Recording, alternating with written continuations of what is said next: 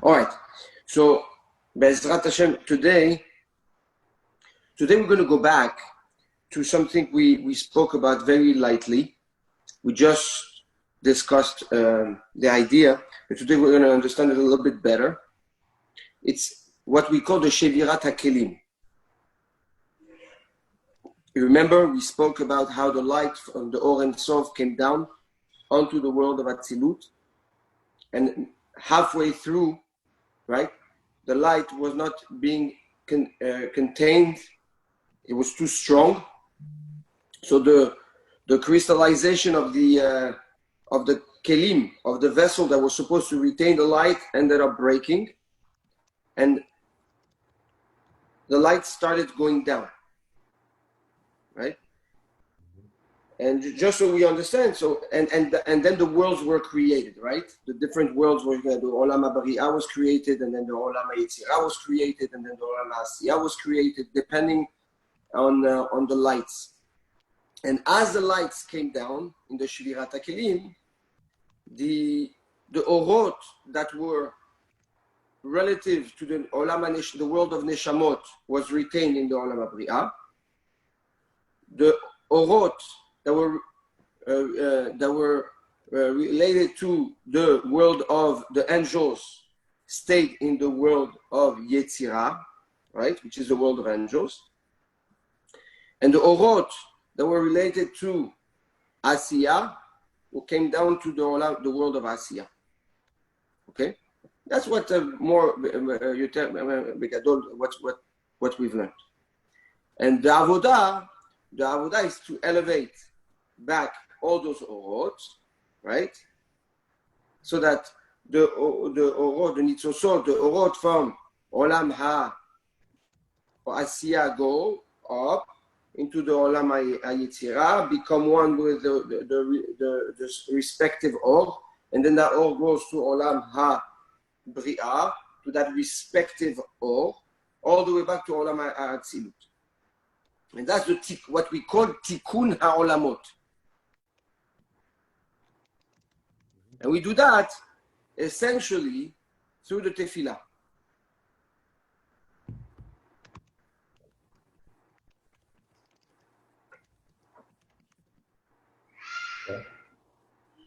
Okay? Mm-hmm. Yes. Very good. So, all right. So now we're going to go into that how you call it? We're going to dive into this subject. Okay? Good? Yeah, perfect. Go ahead. Okay. Very good. כל אחת מן הספירות כלולה משתי בחינות עיקריות. Every sephira has two parts to it, which we know. We have the Or, the light, and the Keli, and the vessel. לצורך ההמחשה, so that we can understand it, ניתן להמשיל את שתי הבחינות הללו לנשמה ולגוף של האדם. It's almost like the body and the soul. כאשר נכנסת הנשמה בגוף, when the neshama enters the body, היא מחיה אותו, it gives life to the body. ויש לו קיום, and now the body is real, is alive, yeah, has a potential, has a purpose. It gives it a purpose. The neshama gives the body a purpose. ברגע שתיפרד הנשמה מהגוף, the second the Or, the second the neshama leaves the body, מיד הוא מת. The body has no more purpose. The body dies and doesn't have any more life to it. כיוצא בזה אף הספירות. The same thing happens with the ספירות, שאם האורות לא ייכנסו בתוך הכלים, יישברו הכלים וימותו. If the orot do not enter the kelim, if the vessel does not have Or in it, it breaks. It has no purpose anymore. Good? בעת שברא השם יתברך את העולמות, when הקדוש ברוך הוא created the world, דהיינו שהאציל מאור האינסוף את האורות שהשתלשלו לכל העולמות, when he took of his light from the Or Ein Sof, and decided to channel that light into a system in order to create the creation. You with me? Really? Yeah. Hashem took of his light, Or and Sof, right? We spoke about the Tzimtzum, how he decided to annul himself, his presence from a place, right? And then he decided to create a structure. Well, and it doesn't matter right now if we're talking about the circular Sefirot or the linear Sefirot, it's irrelevant, but both structure. And then he decided to create a world, right? He decided to create a world. Now, in order to create a world, he took of his Or, yeah, from the Or of the Or and Sof, and he started channeling it into a system.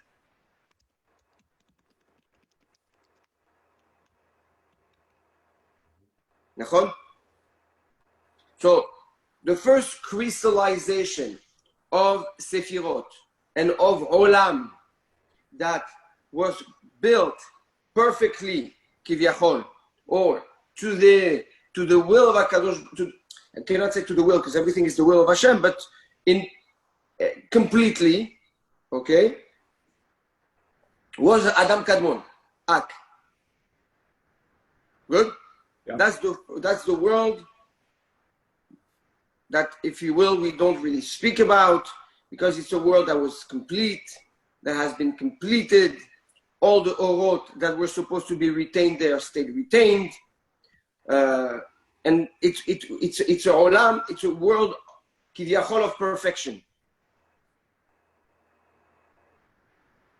Memenu yatzu kol ha'orot ve'olamot, and from the olam hakadmon, from Adam hakadmon, okay, started. There was a process, a dynamism. So that world was created, and then now we're going to be a little bit technical.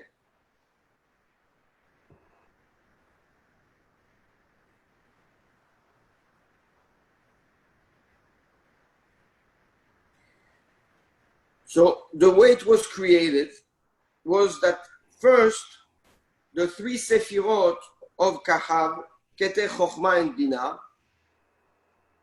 the Orot went into the Kelim.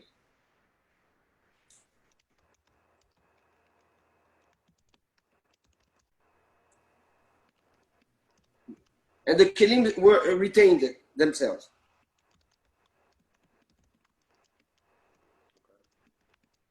Then the Orot went into the 7 Sefirot, the lower 7 Sefirot, right? Which is Chagat, Nehi, and Malchut, right? Chesed, Gvura, Tiferet, Netzar, Hod, Yesod, Malchut. We have 7 Sefirot.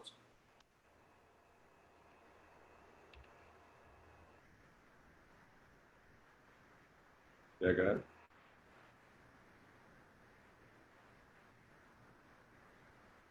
When those Orot entered the Kelim and formed, or if you will, not entered, but formed, went down and formed the Kelim of the 7 Sefirot.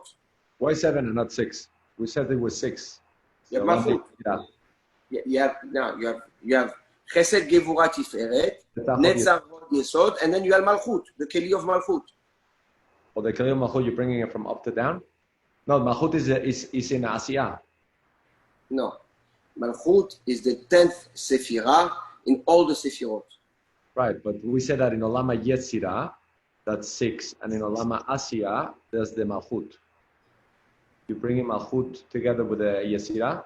You told me this. Olama Adam Kadmon, Asilut, Beria, Yetzirah, and Asiyah.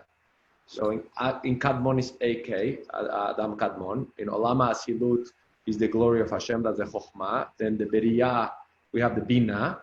Then the Yetzirah, you have the 6.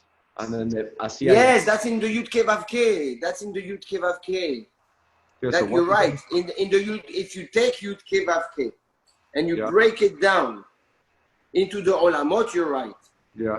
But in every constellation of 10, in every Sefirot, you have the Malchut. The Malchut is the vessel that receives all the Sefirot, all the Orot.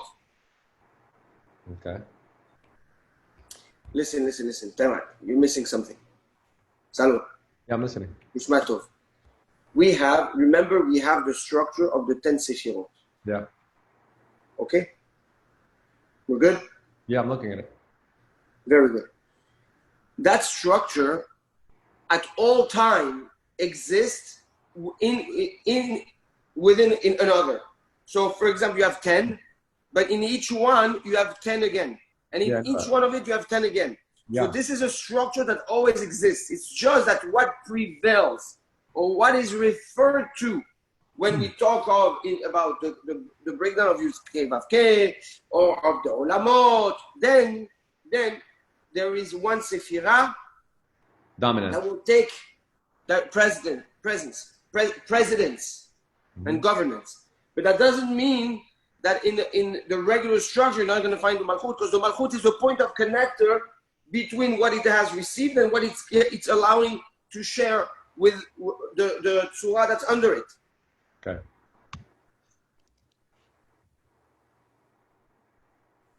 Good? Yeah, go ahead. So, back to what we're saying. So the Orot came down into the Mochin, what we call the Mochin, the Mochin, Keter, Chochma, and Bina, and the Kelim were crystallized perfectly, and the respective lights were retained. Okay. In those Kelim. Then the Or came down into the 7 Sefirot. They said Gevurah, Tiferet, because it has to create them at that point. Keep in mind, this is the Hishtal Shelut. This is the unveiling of the creation. Mm-hmm. Okay? So, as it was, it goes down, the Or goes down. It was the respective light for Chesed stayed and crystallized into a vessel. Then Gvura stayed, crystallized into a vessel. Tiferet stayed, crystallized. Okay, all the way to Malchut. However, the Kelim of the 7 Sefirot, when it crystallized, it was not strong enough to retain the light that was inside. Okay? The bond, if you will, just so we can understand it better, the bond of, if Kivyachol, it's an example, the bond of the molecular ore of the vessel was there, but it wasn't strong. So what happened is that the kelim broke. The 7 kelim completely broke. And what happens when something breaks? And why did it break? It broke because of the intensity of the light that was inside.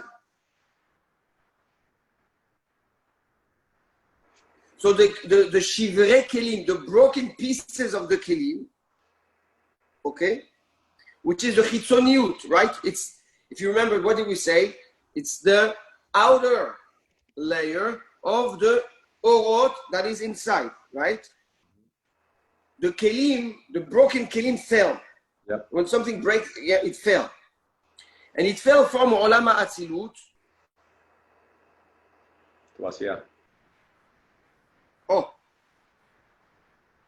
And went down. So the ones that were strong enough to be, and that were relative to Olam HaBriah, stayed in Olam HaBriah.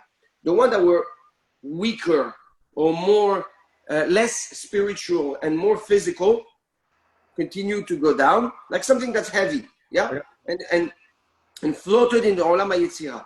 And the ones that were completely heavy continue falling into the world of Hasiyah. Mm-hmm. However, the light, those are the Shivirei HaKelim. But the light itself, was still there. The miniyut of the light, the essence of it stayed in the Olam HaAtzilut.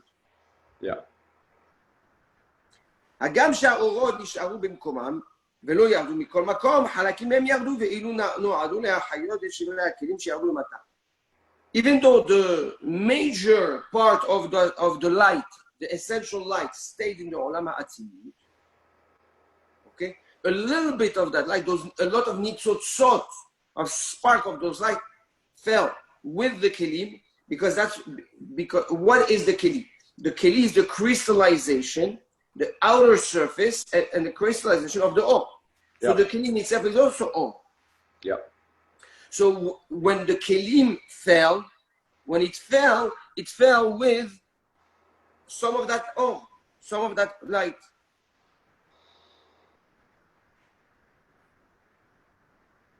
And that's what we call nitzotzot HaKodesh.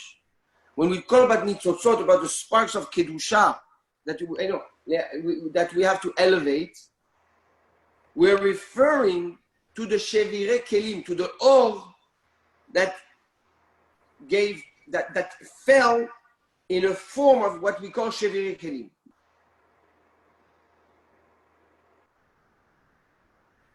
Good? Yeah. So just quick thing. The light was in Olam Atzilut, right? And it was well contained there. And then when it went to the Olam Beria, it still did not break. No, it broke. No, it broke in Atzilut. Correct. When did it break? If you remember, in the beginning, when we discussed the Olamot. Yeah, that's what I'm looking at right now. Okay. Because you said that it broke on the 7th. That's what I'm saying. No, that's what we learned today. Yeah. But we explained that the Nefilah. From Adam Kadmon to. That's right. Yeah, we got that. I'm saying in this case, what we learned today. Yes. Where did the light break? Where did the vessel break? In Atzilut. After the Kahav, after the Ketech Chochma Bina of Atzilut. Bina is in Beriado. Stop it with this. There's a difference between taking the Yud Ke Vav Ke and applying it to the Partsufim. Right now, we're not talking about Partsufim. Right now, we're talking about structure. So remember, after Atzilut, it broke. Adam Kadmon. Listen, wait. Adam Kadmon, if you remember, when Adam Kadmon was created, at the second half of Adam Kadmon was created, that started the creation of Atzilut. Remember that? Yeah, I got that. So within Olam HaKadmon, in the second half of Adam Kadmon, comes the crystallization and the creation of Atzilut. I got that. It's clear. When in Atzilut, the Mohin were created, Ketech Chochma Bina, all was good. When the Zayin Sefirot, when the 7 Sefirot within Olam HaAtzilut were created, that's when the Shevirat HaKelim happened. Right. My question is just in the Bina. Is the Bina part of Atzilut or is the Bina part of the 7? Bina, no. Keter, Chochma, Bina. What does that have to do with Atzilut? It has nothing to do with Atzilut. Do not mix Partsufim, which is the interaction between the Sefirot and Olamot, and the structure of the Sefirot. Okay, I got you. Are we good? Yes. So it broke in Atzilut, and from Atzilut, once it broke, then all that... It broke in the Zayin Sefirot of Atzilut. I got it. Not in the Mohin, not in the Ketech Chochma Bina of Atzilut, of the world of Atzilut. Mm-hmm. After the Zayin, the Chesed, Gevurah, Tiferet, Netzarot, Yesod, and Malchut were created in the world of Atzilut, the Or that was inside, that gave life to those Kelim, was too strong compared to the Kelim themselves. So the Kelim, all of them, of those 7 Kelim broke and went down. And as they went down, they created new worlds. Right? Respectively to the level of Or and Kedusha of those Kelim. So where is our world? Asiya, what do you mean? No, but because you said that they created different worlds, right? No, the Olam HaBri'ah, Olam HaYetzirah, and Olam HaAsiyah. Which is a mix of all the stuff that broke. Correct, exactly. Yeah. So when you do a tikkun of nitzotzot in this world, keep in mind that every or, when the or went down, right? If you will, it's a dilute. As it goes down, it gets diluted until you can barely see it, right? And as the kedusha started diluting, the physicality started becoming more and more present around it. Right. To the point where the nitzot became invisible, and all you see is the physical. We take the apple, for example, just for the sake of understanding. So the apple started as a nitzot that was or Ein Sof, right? Was 100% or in Adam Kadmon. As the Olam HaAtzilut of that apple happened, the Keter Chochmah Binah stayed or of the apple. Then Chesed Gvura Tiferet Netzar Hod Yesod, it was or and then it broke. So the light of that apple, Kivyachol, started diluting as it went down. So some of that respective light that was still Kadosh stayed in the world of Abri'ah. But then it continued going down, right? And it gave diluted. Then it's the light that was respective to Olam HaYetzirah stayed. And then it went down to Olam HaAsiyah until it became a physical apple. We're good? Now, yeah. When you see the apple, you don't see the nitzot, right? You just see an apple. Correct? Yeah. When you make a beracha on that apple, you bring it back up. What you're doing is your neshama, okay, which is also the or of HaKadosh Baruch Hu, right? Man de nafach, dile napach, the one that blew in Adam HaRishon's nose, blew from his own essence. Now, you have a nitzot of Hashem in the apple, but you also have a neshama, a nitzot of Hashem, it's called your neshama. So when you make a beracha, bring those together. That's Amonai, Hashem Amonai, the two names, right? When you say Baruch Ata Amonai, you connect. Elokeinu melech, bediuk, exactly. Amonai and Havaya, exactly. Yeah, so what are you doing? You're connecting physically through the koach hadibur, right, to the physicality that allows that apple to exist, right? Those molecules, right? Like we spoke. Bring them back up. Through that, also spiritually, what happens is that the nitzot of that apple connects to you,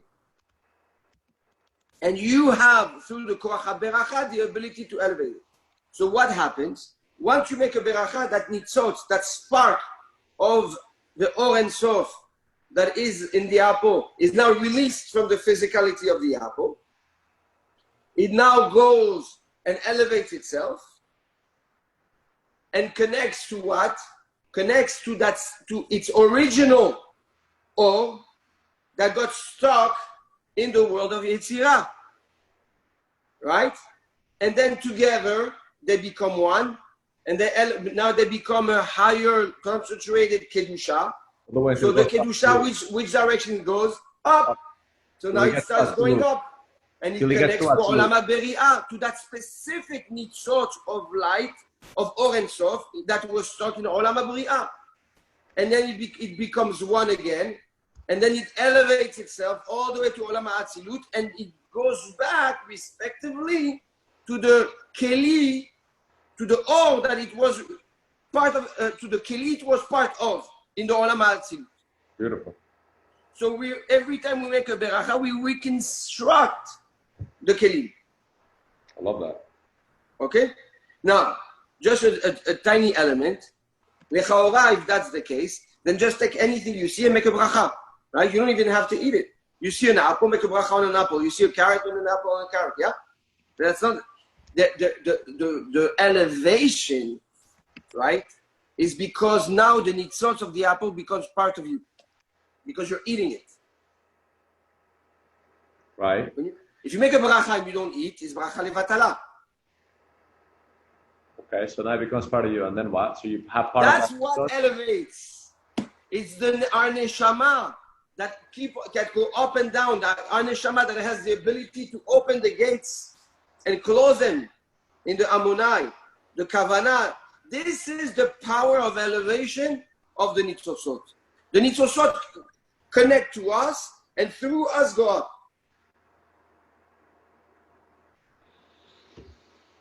So the nitzosot cannot go up unless a human does it. That's right. That's right. So, for example, if you feed an animal, let's just say, right? You feed an animal, you make a mitzvah, but that you're not doing any. You're not Correct. Up. Correct. I got it. You're still making a mitzvah. It's a big mitzvah to feed an animal. Right, but you're not bringing anything up. No. So are there different levels of what goes, or everything is the same? In other words, every beracha is the same, or there's certain things that are higher than others? No. Each beracha has their own level. Okay? When you make a bracha on the lulav, you elevate that lulav, you elevate that etrog, you elevate the arava, you elevate the hadas. So Hashem wants all the stuff that we touch or that we interact with to be able to elevate it. That's right. That's right. That's the purpose. That's exactly.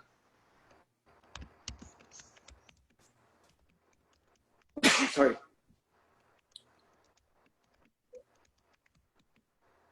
And what happens when you bring it up to Atzilut? What do you do? No, what happens is that that's the tikkun olamot. This is the whole purpose of creation. Is that every one of us, we build, respectively to our neshama, the kelim that are needed, that need a tikkun. Wow, it's amazing. Very amazing. Now you're gonna understand something beautiful. This is what we call olam haba. Olam haba. After 120 years, when a person goes up, where is he going? His neshama leaves. Where is she going? The neshama going into the world of neshamot, right? Yeah. That sits where? Right under the atzilut, right? Right. They go to the yeah. And what are the neshamot doing? Ne'enim miziv hashechina, the Gemara says. They enjoy from the awe, from the beauty of the light of HaKadosh Baruch Hu. This Olam Haberiyah. They go to Olam Haberiyah. Correct. Right. And they enjoy from the light that comes from HaKadosh Baruch Hu, from Atzilut. Yeah. Now what light? What light? The light that we rebuilt, the lights that we put on when we were down there. Exactly. I mean, the more light you have, the more you're going to enjoy. You understand? You only enjoy the light of the kelim you rebuilt. If Chas v'Shalom, somebody didn't rebuild anything, then he's not going to enjoy from any light. He's going to go back, but he won't be enjoying from the light. So I have a question. So let's say there's a person that is very religious, makes every beracha, everything great, he puts all the lights and everything. And then there's another guy, he's a shepherd.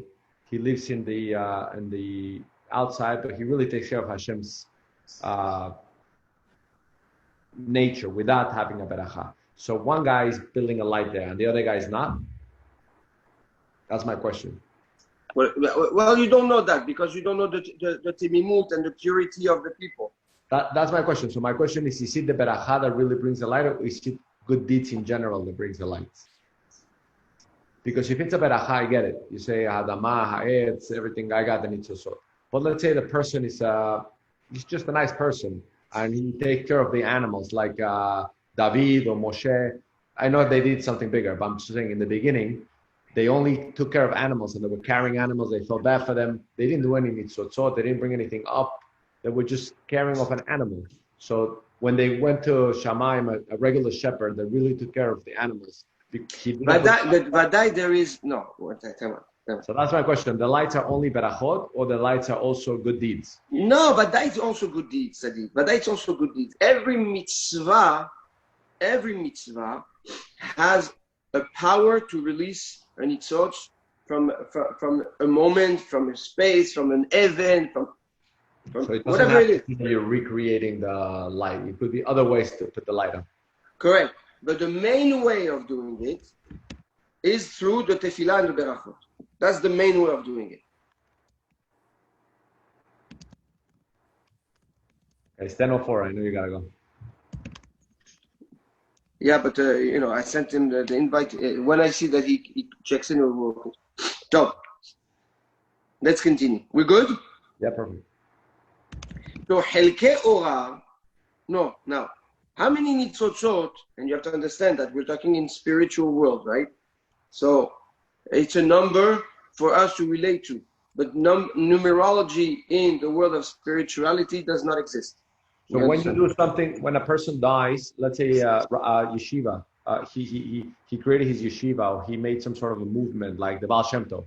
Yeah. His light continues to shine. Absolutely. Even though he's already up. Absolutely. Absolutely. So he doesn't have to do the nitzot because other people are doing it for him. Well, now he cannot do it anymore. Whatever movement he has, or whatever Jose Bichuba, or whatever whatever family he changed, that family that he influenced, or that one person that he influenced, or that son or his daughter, whatever it is, they keep bringing more light to his room upstairs. Absolutely. Amazing. And that's the reason behind the mitzvot we do le'elu nishmat. Right. Kaddish, all this is for that specific reason.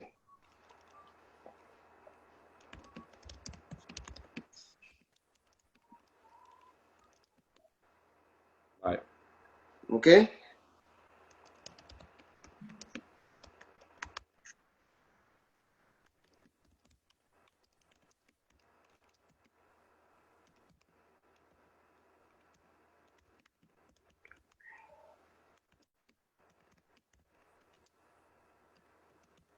So I think it's best. Okay, I think Bemet, we should stop here, because then we go into a calculation of orot, of the nitzotzot, how many nitzotzot, or how it's breaking down, and it's we're diving into a different